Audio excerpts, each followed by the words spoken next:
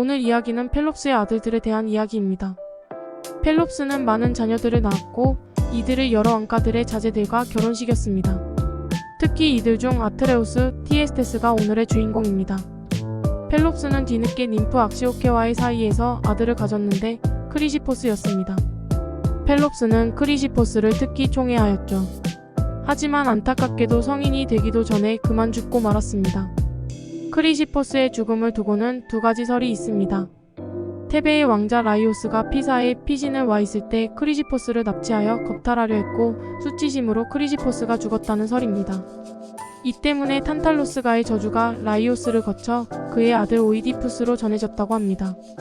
두 번째 설은 펠롭스가 크리시포스를 더 총애하자 어머니 히포다메이아의 사주로 아트레우스와 티에스테스가 살해하였다는 설입니다. 오늘 이야기는 두 번째 설을 바탕으로 진행됩니다. 펠롭스는 두 아들의 야망을 두려워해 그들을 추방했습니다.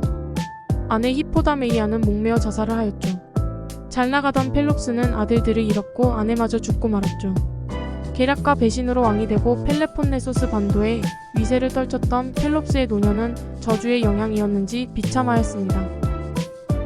한때 펠롭스는 두 아들에게 같은 수의 양을 주고 키우게 하였습니다. 그런데 헤르메스 신이 황금털을 가진 양 한 마리를 아트레우스의 양떼 속에 넣어주었죠. 이것은 브라의 여신이 결혼 축하연에 와서 황금 사과를 두고 간 것과 같은 행위였습니다. 헤르메스는 아들 미르틸로스의 죽음에 앙심을 품었기 때문이죠.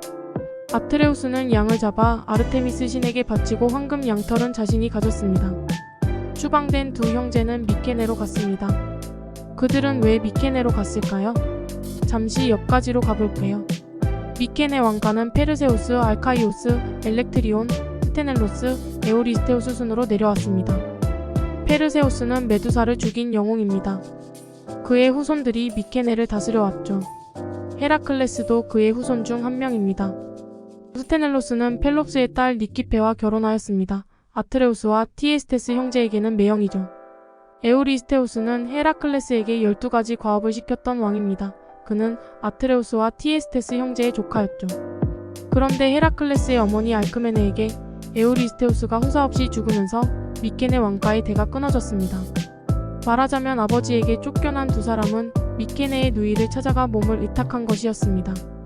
마침 미케네의 왕의 자리는 공석이었고 시민들은 아트레우스, 티에스테스 형제 중에 한 명이 왕이 될 것이라는 신탁을 받았습니다. 이제부터 미케네의 왕자를 두고 두 형제의 처절한 싸움이 시작됩니다. 티에스테스는 황금 양털을 가진 이가 왕이 되기로 제안하였고 아트레우스는 당연히 이 제안을 받아들였습니다. 황금 양털은 자신이 가지고 있었으니까요. 하지만 놀랍게도 미케네의 시민들에게 황금 양털을 내민 건 티에스테스였습니다. 아트레우스의 아내 아에로페가 황금 양털을 빼돌려 티에스테스에게 주었던 것입니다. 두 사람은 불륜관계로 쌍둥이 아이까지 낳았습니다. 아트레우스는 승복하지 못하고 다른 제안을 합니다.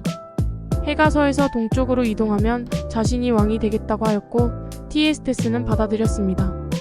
하지만 아트레우스가 제우스에게 기도하며 빌자 제우스가 이를 들어주어 기적이 일어났습니다. 결국 아트레우스가 미케네의 왕위에 오르고 티에스테스는 도망을 갔습니다. 아트레우스의 아내 아이로페는 아가멤논과 메넬라우스 등을 낳았고 티에스테스와의 불륜으로 쌍둥이 형제를 낳았습니다. 아트레우스는 쌍둥이가 성장하자 나중에 왕위를 노릴지도 모른다는 생각에 쌍둥이를 살해하려고 자객을 보냈습니다. 하지만 자객의 실수로 이름이 같았던 아트레우스의 아들이 살해당하고 말았죠. 이 일로 관기가 든 왕은 왕국을 나누어 주겠다는 미끼로 사람을 보내 동생을 궁으로 불렀습니다. 형의 의도를 몰랐던 티에스테스는 망명 중에 님프와의 사이에서 태어난 자녀들을 데리고 미케네로 돌아왔습니다.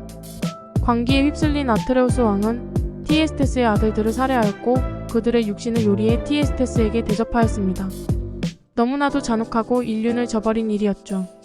이 사실을 안 티에스테스는 형을 저주하며 달아나 복수를 다짐하였고 그리스 곳곳을 떠돌다가 델포이에서 신탁을 받습니다. 신탁의 내용은 너무나 놀라웠습니다. 딸 펠로피아와 관계하여 낳은 아들이 원수를 갚을 것이다 라는 것이었죠.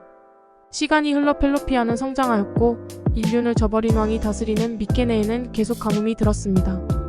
티에스테스의 딸 펠로피아는 인근 도시 시키온에서 신전의 신녀로 신분을 숨기고 살아가고 있었습니다. 티에스테스의 원한이 얼마나 깊었는지 복면을 한 채 펠로피아를 찾아가 겁탈을 하였습니다. 이후 신분의 증명인 칼을 떨쳐놓고 도망치듯 가버렸고 펠로피아는 복수를 위해 칼을 간직하였습니다. 한편 미케네의 계속되는 가뭄의 해결책을 알아보기 위해 아트레우스는 시키온의 신전을 방문하였습니다. 신탁은 동생에게 왕위를 넘기거나 동생을 죽여야만 가뭄이 멎을 것이다 라는 것이었죠. 왕은 또 그곳에서 아름다운 아가씨를 만나 반해버립니다. 그 아가씨는 펠로피아였고 막 임신한 상태였죠.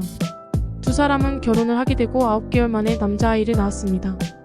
펠로피아는 아기를 버렸지만 양치기가 염소의 젖을 먹여 키워주었고 아트레우스는 아기를 찾아와 염소라는 뜻의 아이기스토스라는 이름을 지어주었습니다. 그리고 자신의 아들처럼 키웠죠. 시간이 흘러 결국 티에스테스는 아가멤논, 메넬라오스 형제에게 잡혀와 감옥에 갇혔습니다. 아트레우스는 어린 아이기스토스를 시켜 티에스테스를 죽여 가뭄을 해결하는 영광을 주려고 하였습니다. 아이기스토스는 어머니의 칼로 티에스테스를 죽이려 하지만 오히려 제압당하고 자신의 칼을 알아본 티에스테스는 아밈 6월 파더를 시전하고 펠로피아를 불러 자초지종을 말해주었습니다. 신분의 징표로 칼이 쓰이는 구성은 테세우스 이야기나 우리의 고구려 유리왕이 주몽을 찾는 이야기에서도 볼 수 있습니다.